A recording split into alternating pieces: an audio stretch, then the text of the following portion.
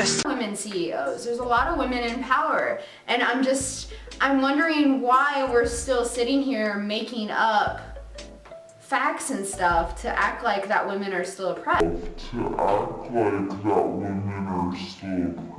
I'm sorry, but it's not 1920. I came here to the United States a month ago after I escaped my country, and I think it's time to expose what's going on there. The penalty in Saudi Arabia for somebody like me who opposed the government is beheaded.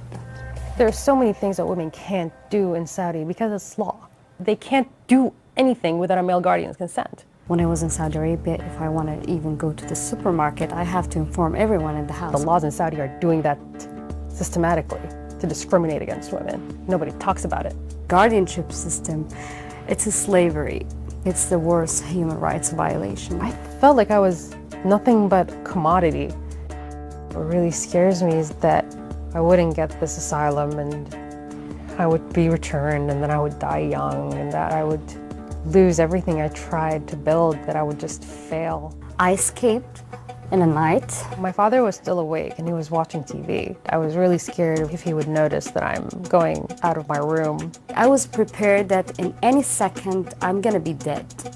I haven't heard my parents' voice since I left Saudi, and I wish I never do. I felt extremely scared when I first got here. I still feel that same fear. Will I be able to make it? All I really want is just to live normally without fear. A young Syrian atheist called Rana. She says she comes from a very religious family who live in Saudi Arabia. I think I first spoke to her actually about a year ago. She was having some troubles and she wanted to get out. After her family made her attend the Grand Mosque in Mecca, she secretly took this photo. She's now on the run and has escaped as far as Turkey. So Rana, you're in Turkey now. What are your plans next? I want to go to country to protect me and to be safe in this country, and my family can't go for this country. Thank you so much for talking to us. We flew out with Imtiaz to meet her.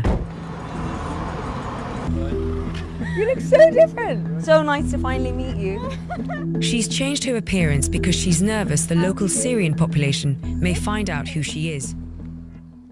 She says her family knows she's in Turkey, but they don't know that she ran away because of her atheism. What do you think your parents will do, like your dad or your brother will do if they find out you're an atheist? Kill me, maybe. Are you being serious? Yes.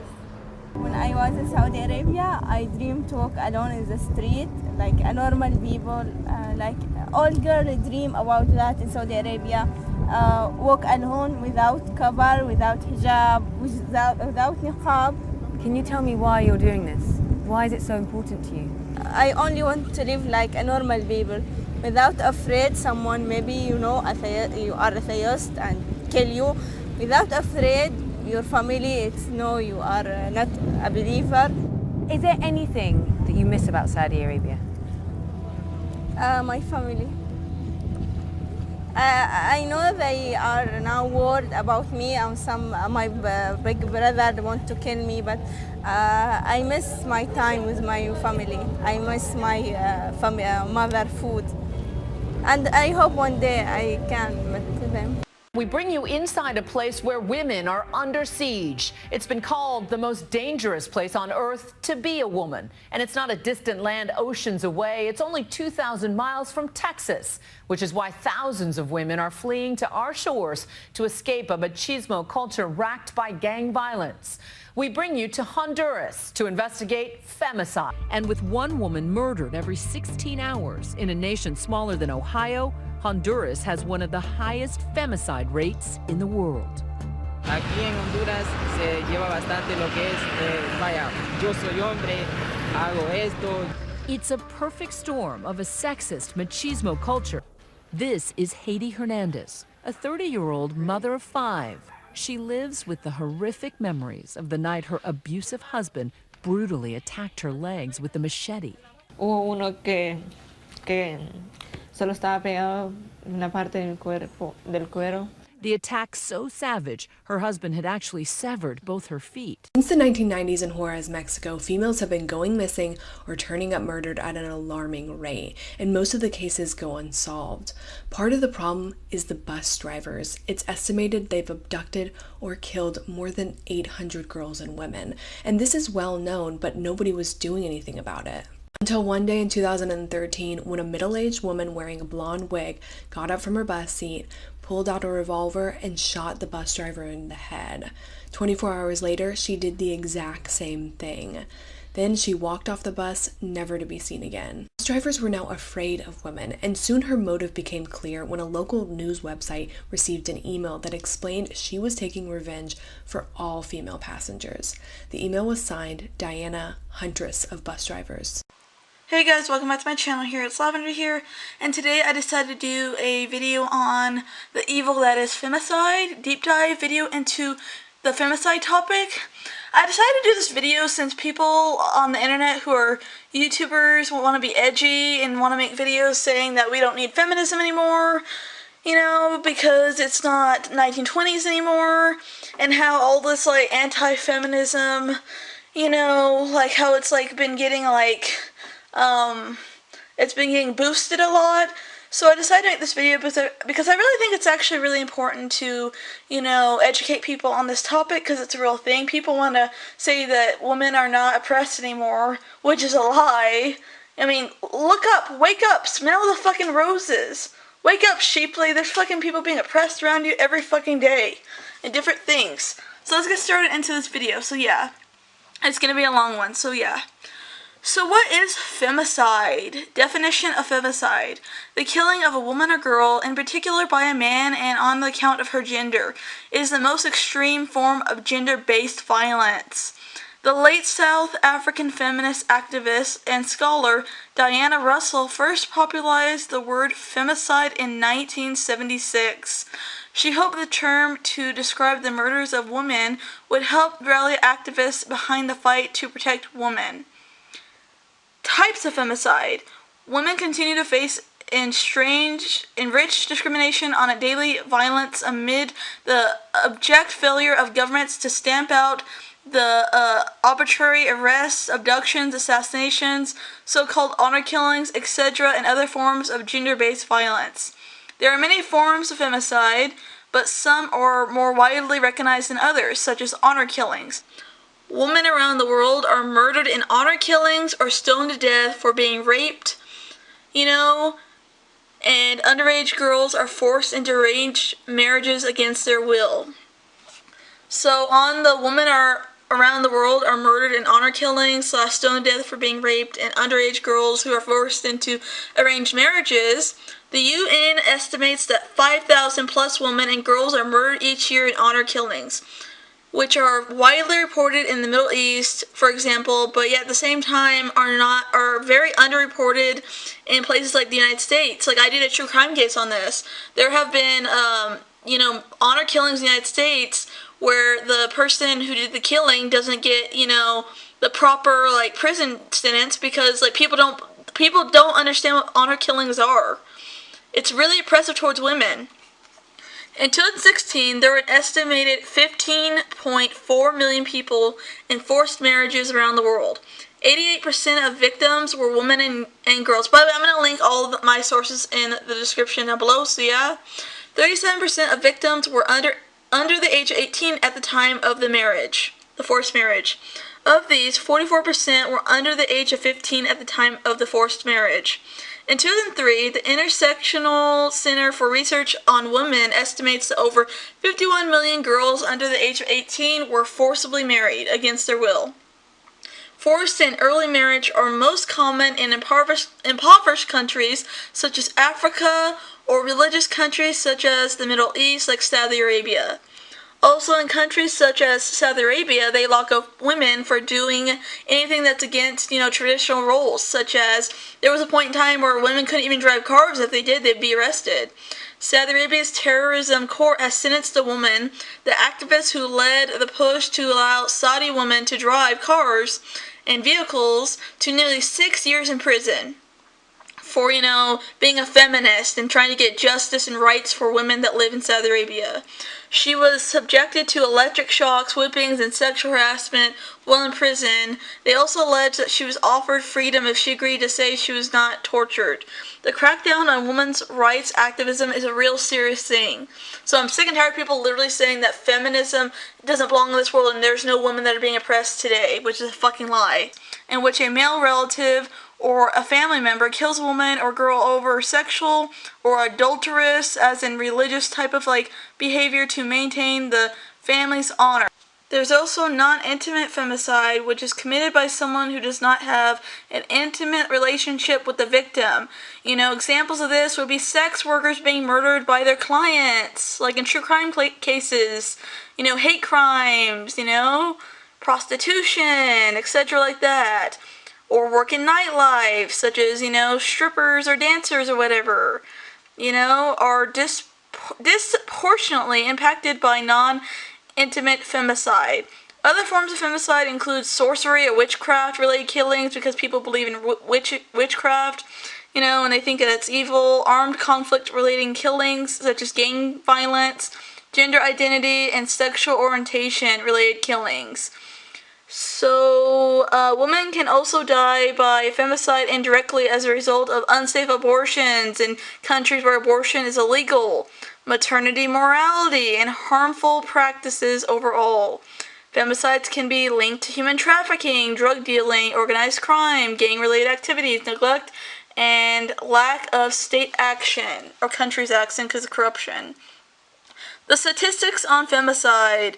Femicide persists globally. Gender-based violence continued to rise during the COVID-19 pandemic as more victims are trapped at home with their abusers during lockdowns. In countries where homicide rates are decreasing, the number of women being killed is increasing according to the United Nations.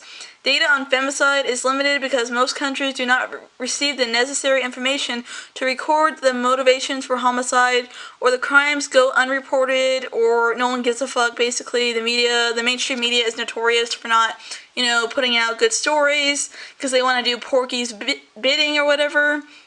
The data that is available shows that 66,000 women are killed violently every year and account for 17% of homicide victims. Research has identified several femicide risk factors. Women who were previously abused by the perpetrator, have been estranged from a former ex-partner, like on those Dateline shows or those 2020 shows, or are trying to leave an abusive partner, or the partner stalking them, or more likely to become victims of femicide. Women are often killed by someone they know closely, usually. More than a third of femicide victims in 2017 were killed by their current or former intimate partners, and more than half were killed by intimate partners or family members, according to the United Nations Office on Drugs and Crime. Pregnant women, and pregnant women in particular, who are abused during pregnancy, are at most risk of intimate partner femicide, according to the WHO.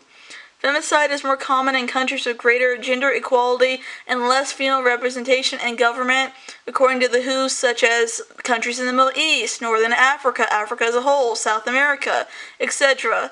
Examples of true life victims of femicide. I have a bunch of true crime examples. I'm going to play them at the end of this video, so keep watching if you're interested in seeing true life examples of femicide. Well, there's a lot of anger brewing among some faculty and student groups at the University of Regina. They're furious that the school is refusing to cancel or censor an upcoming lecture on missing and murdered Indigenous women and girls. The controversy centers on an award-winning Canadian poet invited to deliver the talk. Bonnie Allen explains.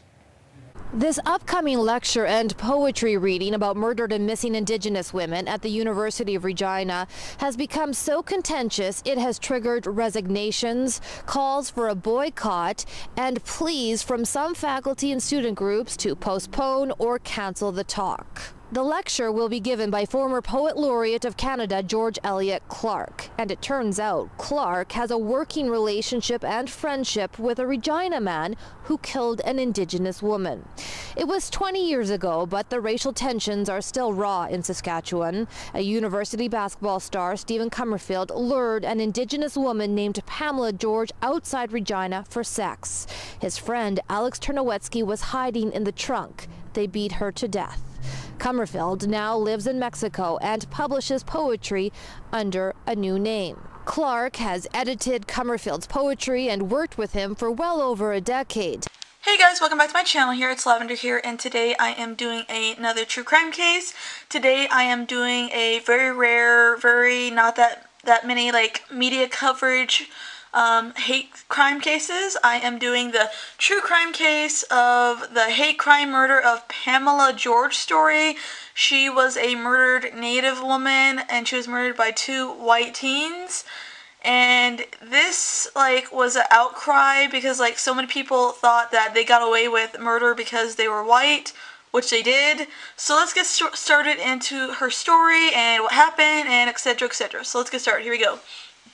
So I am covering this case because I'm pro-communism, and so I am into justice and fighting for justice. And honestly, this is a case of injustice, complete injustice. It took me forever to research this crime because I remember watching this crime on a true crime channel or on YouTube a while ago, such a long time ago, and I just now remembered it, so I wanted to cover it. And it was just a clear case of clear injustice and white supremacy, so I want to cover this case. So yeah, this case has been featured in a number of media and TV, and one such as is the Crime Stories, The Killer Schoolboys. And here's a little background before we get started into the actual crime of the victim. So background of the victim: George had a hard life. She was born on a reservation 140 kilometers east of Regina, George, left school before completing grade 9 to come to the city where, like many other Native people, she lived a life on the edge of poverty and violence. A single mother while still a teenager, she was a very shy person and quiet person in real life. Her mother said she had her 2-year-old son drowned in 1989 in an accident, and her mother was raising her other 2 kids. Pamela turned to prostitution as a means of supporting her 2 other daughters, and she worked the streets. Her mother said her love was to do crafts, drawings, and to write poems. And the murderers, on the other hand, this is them, Alex and Stephen. Stephen and Alex, who were friends throughout their high school years, lived a more modest lifestyle, like middle-class lifestyle. They went at the University of Regina. Stephen was the grandson of a former NDP cabinet minister, starred for the university basketball team. Alex, meanwhile, moved to Prince George with his family and enrolled in a first-year arts and science program at the University of Northern British Columbia, where his father had accepted a teaching position job. On the Easter long weekend in 1995, he returned to his hometown to party with his friends, one of them being Stephen. Okay, so on to the crime and her story. In 1995, George, a 28-year-old Indigenous Native woman, was murdered in the Regina snow. Badly beaten body was found face down in the roadside ditch in the snow. She was left murdered by Stephen and Alex, 2 white middle-class teens. By the way, their names are Stephen Comerfield and Alex Turitsky, 2 white middle-class teens. They kidnapped her, raped her, beat her, and brutally for trying to escape, and left her for dead, face down on a roadside ditch. She actually died, if I'm correct, from choking on her own vomit, if I'm correct. So yeah. So crime scene forensic evidence, science evidence, indicated she panicked after the car stopped on a deserted gravel road in the middle of nowhere, and one of the accused opened the trunk to let his accomplice out after being forcefully raped. The Crown says that George attempted to flee out of the car but was caught by Kimmersfield and Trotsky, who beat the woman and left her dying in a muddy ditch where she choked on her own vomit, if I'm correct. I'm sorry. I don't know. I'm pretty sure that's what it was. Hair fiber and DNA evidence from George that was obtained from the car was found. A friend, and was used as evidence. A friend of theirs told the courtroom he had asked them what they had done the night before, and Stephen replied, "Not much. We drove around, got drunk, and killed this chick." Later, separately, Stephen told him she deserved it because she was Indian, aka Native American. They were coddled at their murder trial because people thought that these upper middle class white people wanted her to fly. They thought it was so out of the ordinary. They just couldn't believe that a white person would do this.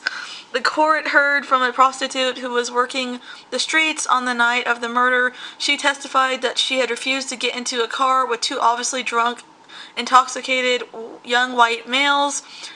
She saw one of the two hide in the trunk. She testified at the courtroom. Alex and Stephen testified that George was still alive when they left her and drove off, but their friends told the court otherwise, that the two boasted about picking up a Aboriginal native prostitute and beating her to death. The judge, Justice Ted Moran, who reminded the jury that George was a prostitute, sentenced the two men to 6.5 years for manslaughter, because back then, and even now, people literally think that prostitutes aren't people, which is horrible, disgusting of this judge. And if these people who did this were black or another person of color, they would have been executed for murder, but they got away with it because they're white, clearly. And then sent to a prison system. The prison system is built in white supremacy and capitalist pig culture, very injustices all around in the United States. In 2000, after serving half that, Camerfield got parole, even though the parole board noted that he never really addressed or really took any responsibility for his victim or the suffering that he caused her and her family. He never addressed it during his parole board meeting or whatever.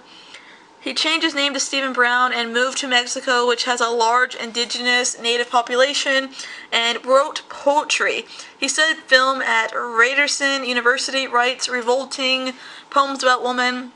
His poems were later removed from a website, I think the college website, of the Poems of the Month, because the poems by Stephen Brown include one about a sex worker, eliciting a huge outcry from the public concern, who said they showed massive disrespect towards his victim George, who was a prostitute, a sex worker, and other missing and murdered indigenous women and girls. So if you guys like this video, don't forget to comment, like, and subscribe. Bye guys, stick to the video. Okay, she's got shallow respirations, decrease on the left, she's probably got hemothorax. What happened here? I had to do it. I had to. Check her airway. I'll set up the IV. We'll start 14 gauge on the left side. Palestina Issa, or Tina as her friends called her, had lived in the United States only 5 years and was already an honor student with a scholarship to the University of Missouri. But her dreams of attending college ended tragically when a clash between two cultures erupted in violence and death.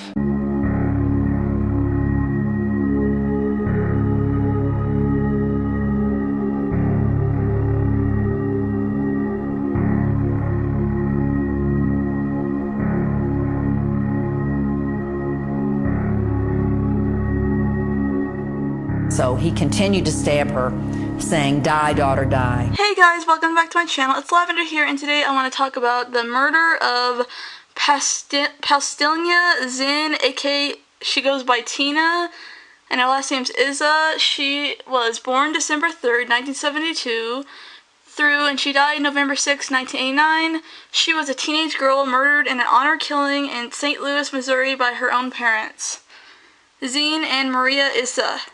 Her death was recorded on audio tape due to FBI surveillance because her father was suspected of terrorism.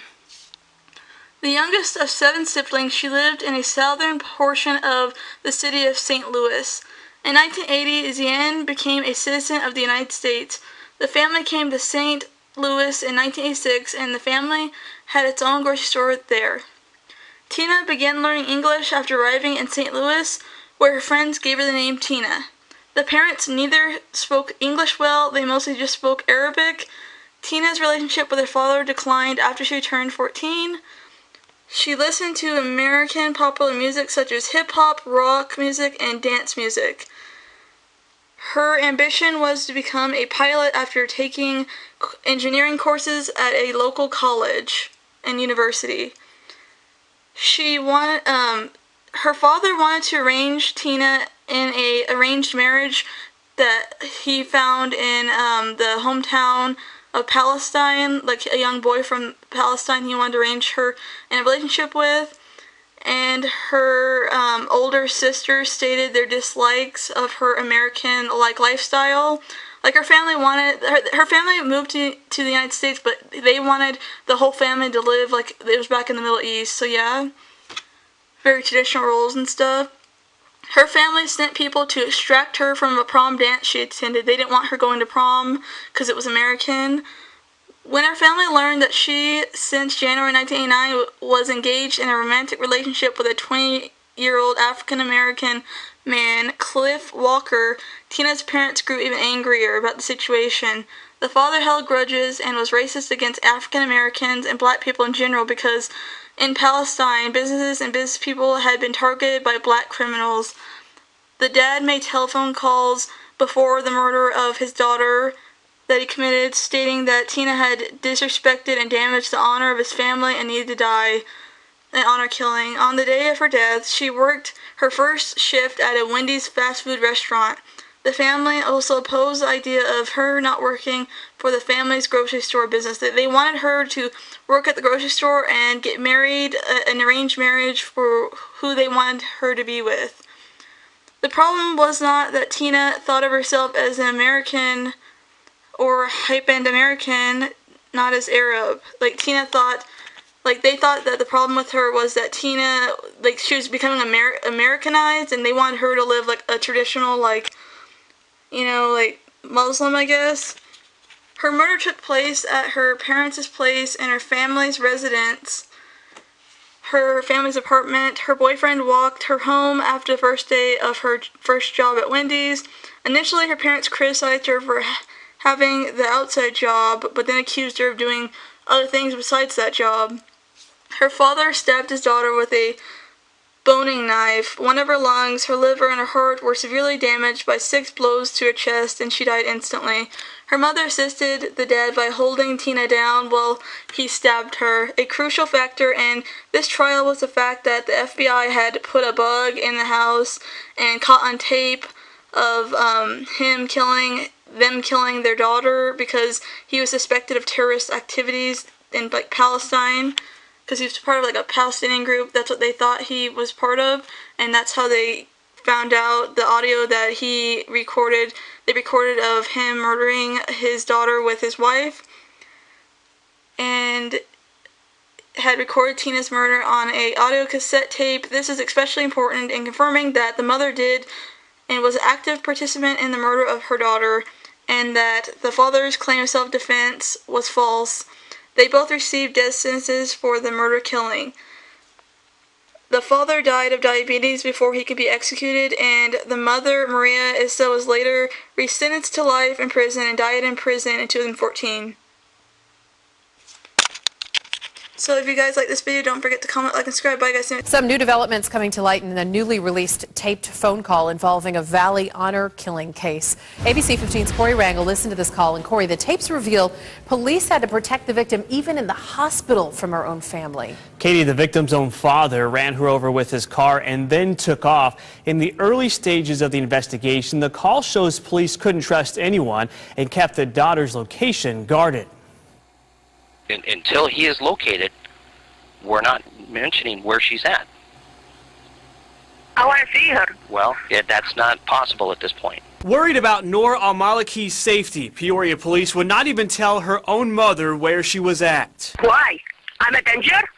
Huh? Well, you could be. Police recorded this phone call with Noor's mother shortly after her husband ran over their daughter and her boyfriend's mother. At one point during the call, Noor's mother defended her husband's actions. Your daughter is about close to dying. close the tie? Yes, she's in critical condition. Tell her thank you, Amal. Thank you. That's what she needs. She needs to protect this family. That's what she needs. You're a sick individual. With her husband still on the run, police say those comments justified them guarding Noor's location from her family, despite repeated pleas from Noor's mother asking to see her daughter. I want to see my daughter. You just sat there and told me that everything that happened to them was okay. And now all of a sudden you have concern for your daughter. No. And Noor died a short time after being hit. After fleeing the country, Noor's father was caught and convicted of second-degree murder. He was sentenced to more than 30 years in prison. Hey guys, welcome back to my channel here. It's Lavender here, and today I'm going to be doing another true crime video. Today I'm doing the murder honor killing of Noor Al-Minki. I hope I'm saying that right. Sorry if I'm not. I decided to do this because I really feel like there needs to be more light shed on victims of honor killings, because this is a huge problem in the Middle East and among like Islam in general. So yeah, let's get started into this true crime video. So here we go. So a background of the victim. Noor was the firstborn of Faya and Salem of 7 children. The family had moved to the United States from Iraq when Noor was 4. Noor was assimilated into American culture already, but kept in touch with her Iraqi roots. She was fluent in Arabic and in English. But she had moved away from her parents in early 2009. This is not the first time this has happened. After another blow-up and fight over how she was living her life, the American-like lifestyle and fashion, she wore pants, jeans, makeup, she had boyfriends, modeling photos, her independence, and the West's values, as they would say. The clashes escalated in 2008 after Noor, then 18, left her marriage to an older cousin in Iraq. Her father had arranged it because arranged marriages are really common in the religion of Islam and the culture, and returned to the Phoenix area in Arizona. Noor sent a text message from inside the Arizona Department of Economic Security office. Noor came along to help translate and help her boyfriend's mother get her benefits. Noor's father hated the fact that she lived with her boyfriend Amal and was enraged over this fact. In Islam, a man's daughters are his property in that culture. And what Noor was doing was straying from Islam and her father's values, which is a dishonor in the religion and traditions of Islam. Noor had made it clear she would not be a slave or a puppet to her father's Islamic values. Noor texted her, she wrote at 1:06 p.m. last October 20th, my dad is here at the welfare office. She hadn't seen her father in months since moving out of the family home in Glendale. His presence alarmed her and shocked her. It was 85 degrees outside that day, and Noor was thirsty. She wanted to go to the nearby Mexican restaurant just to get a cold drink because it was really hot outside. The pair started to walk across the parking lot. Amal saw a vehicle coming right at them. She could see Noor's dad behind the wheel, and the Jeep smashed into the woman and ran them and hit them and ran them over. Noor was dragged along and left unconscious and bleeding. Amal suffered a broken pelvis, broken femur, bruises, but she remained conscious. The police later estimated that the SUV was moving at 30 miles per hour. Crime scene investigators later found hair and human tissue on the undercarriage of the front bumper of the Jeep. Noor was buried alive, having suffered massive internal damage. Amal provided a possible motive for the crime. She said Noor's family were furious about Noor's current living arrangements and how she had become too Americanized. Her dad remained a fugitive as his daughter Noor was completely in a coma and later died. After he was arrested, he said about his daughter, "If I wanted to try to kill my daughter, why would I kill my daughter with a vehicle when I can go get a gun?" he asked. He insisted that he loved his daughter Noor and also said his daughter shouldn't have become so Americanized. And her dad is pleaded innocent, and he was later sentenced to 16 years in prison for second-degree murder and 15 years for aggravated assault. So if you guys like this video, don't forget to comment, like, and subscribe. Bye guys, see you next video.